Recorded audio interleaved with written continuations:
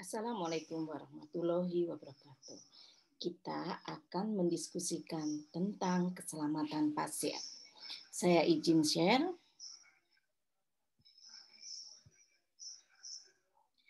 Topik pembahasan hari ini adalah tentang keselamatan pasien.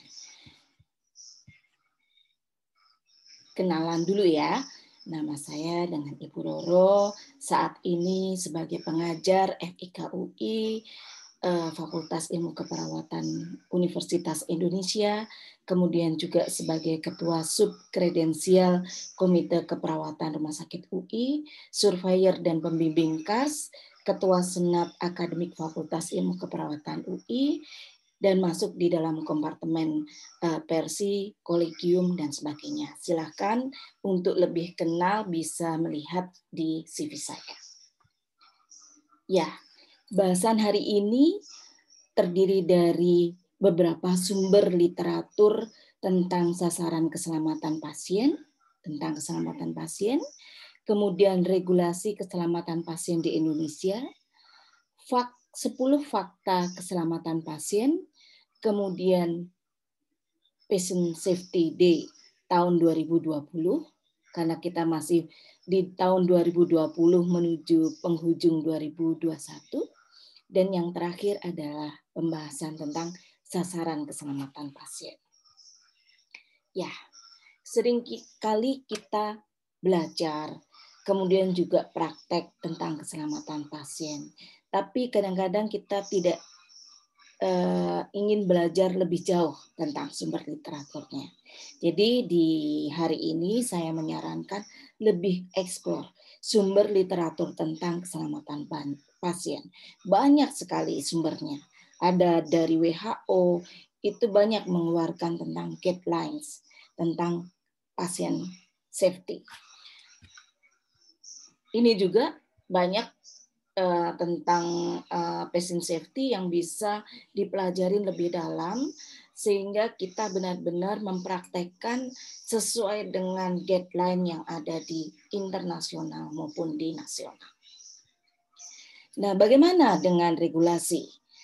Regulasi tentang keselamatan pasien di Indonesia diatur yang pertama adalah di Undang-Undang Rumah Sakit Nomor 44 tahun 2009, pasal 43 yang menyampaikan bahwa setiap rumah sakit wajib menerapkan keselamatan pasien.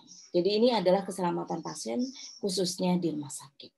Kemudian standar keselamatan pasien dilaksanakan melalui pelaporan insiden, menganalisa dan menetapkan pemecahan masalah dalam rangka menurunkan angka kejadian yang tidak diharapkan atau KTD. Kemudian, rumah sakit melaporkan kegiatan ayat 2 kepada komite yang membidangi keselamatan pasien yang ditetapkan oleh menteri. Jadi keselamatan pasien ini harus dilaporkan kepada pemerintah untuk nanti akhirnya bagaimana solusinya dan tindak lanjutnya. Kemudian, yang keempat, pelaporan insiden keselamatan pasien pada ayat 2 dibuat secara anonim dan ditujukan untuk mengkoreksi sistem dalam rangka meningkatkan keselamatan pasien. Dan yang kelima, ketentuan lebih lanjut mengenai keselamatan pasien ayat 1 dan 2 diatur dalam peraturan Menteri Kesehatan.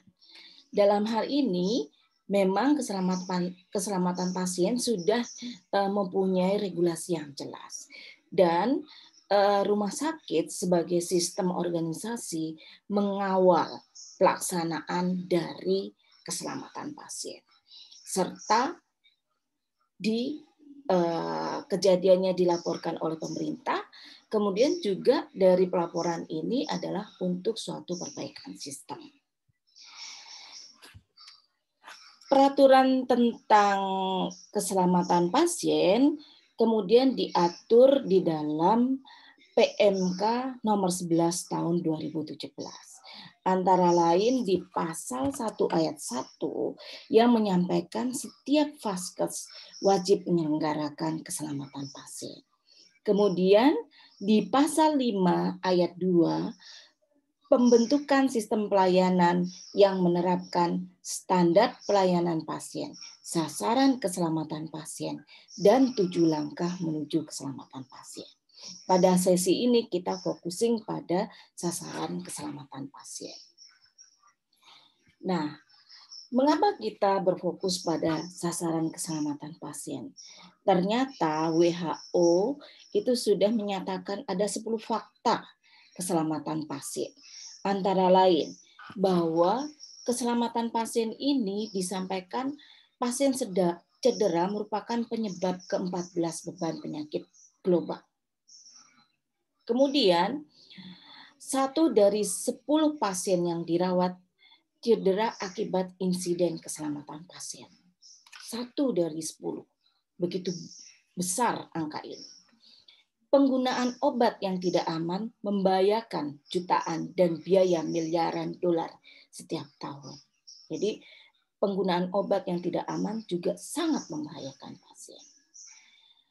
Yang berikutnya, penggunaan obat yang tidak aman membahayakan jutaan dan biaya miliaran dolar setiap tahun. Ya, ini sama. Kemudian 15% kesehatan terpakai untuk mengatasi kejadian yang tidak diharapkan. Sangat banyak kejadian yang tidak diharapkan ini.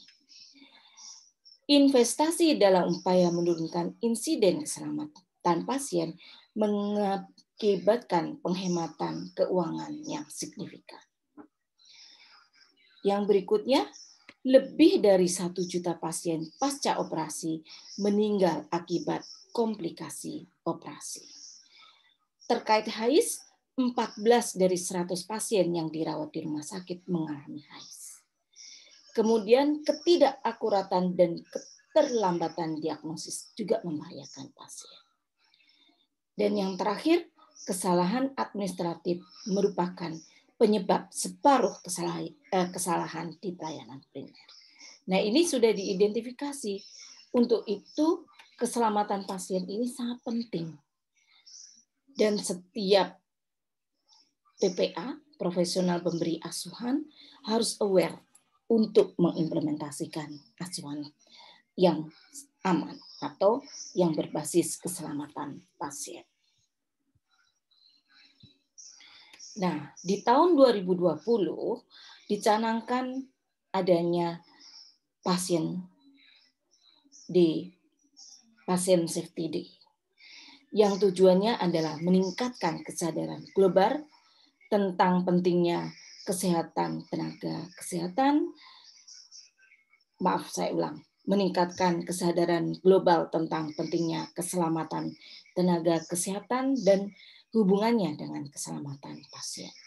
Kemudian meningkatkan keterlibatan stakeholder dan menerapkan strategi multimedia. Jadi sudah bisa menggunakan teknologi untuk meningkatkan keselamatan tenaga kesehatan dan pasien.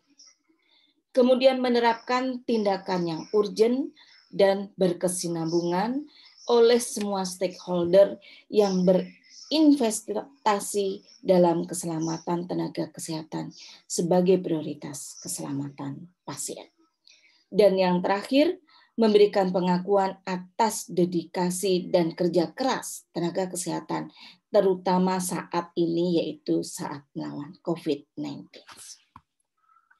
Ya, tema keselamatan pasien di tahun 2020 adalah keselamatan tenaga kesehatan merupakan prioritas untuk keselamatan kita semua. Jadi sebelum pasiennya aman, maka tenaga kesehatan aman dulu. Slogannya, keselamatan tenaga kesehatan, keselamatan kita semua. Ayo peduli, keselamatan tenaga kesehatan untuk keselamatan kita semua. Nah, ini yang terakhir bahasan kita, bahwa untuk bisa mencapai keselamatan pasien, maka ada sasaran dari keselamatan pasien. Kita kenal dengan 6 goal patient safety. Goal pertama adalah melakukan identifikasi pasien dengan benar. Nah, identifikasi pasien dengan benar adalah minimal 2 dari 4 benar. Yang pertama adalah nama, tanggal lahir, nomor rekam medis, dan nomor NIK. Nomor induk kependudukan. Nah, kita bisa menggunakan minimal 2. Misalnya nama dan tanggal lahir. Bahasan berikutnya akan kita bahas lebih detail pada bab identifikasi pasien dengan benar. Kemudian goals yang kedua adalah meningkatkan komunikasi efektif. Nah, meningkatkan komunikasi efektif nanti akan kita kenal jenis-jenis komunikasi efektif.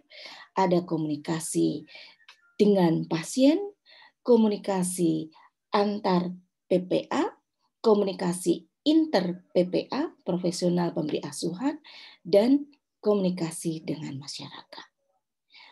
Praktek nyatanya berupa handover, transfer, kemudian komunikasi per telepon, komunikasi saat edukasi pasien, komunikasi saat pemberian informasi intervensi, komunikasi saat memberikan informasi tentang perkembangan pasien, serta komunikasi di dalam dokumentasi.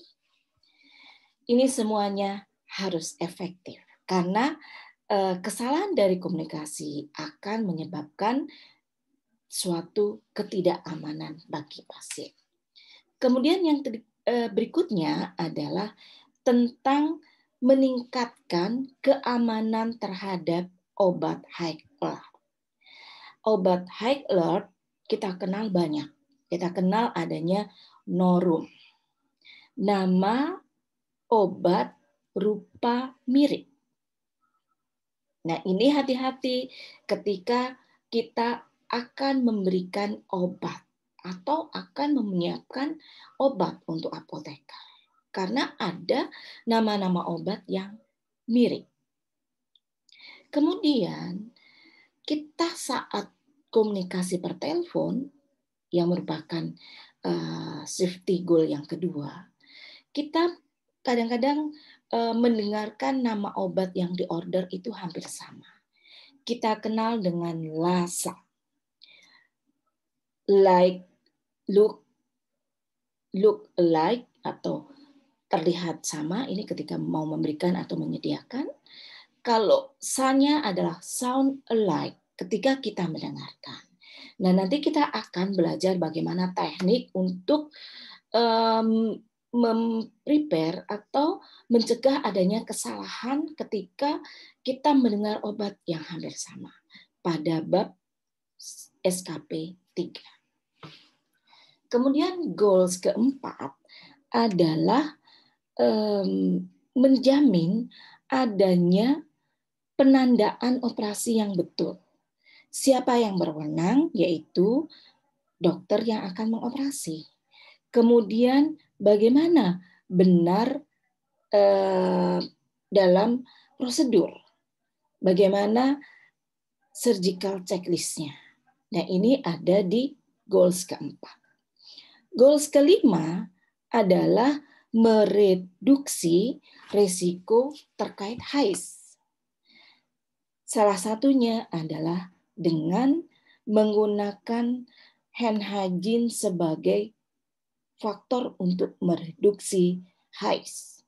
Selain itu juga penggunaan APD, kemudian prinsip untuk pengontrolan dan pengendalian infeksi. Terakhir adalah goal ke-6 adalah bagaimana mereduksi risiko pasien jatuh.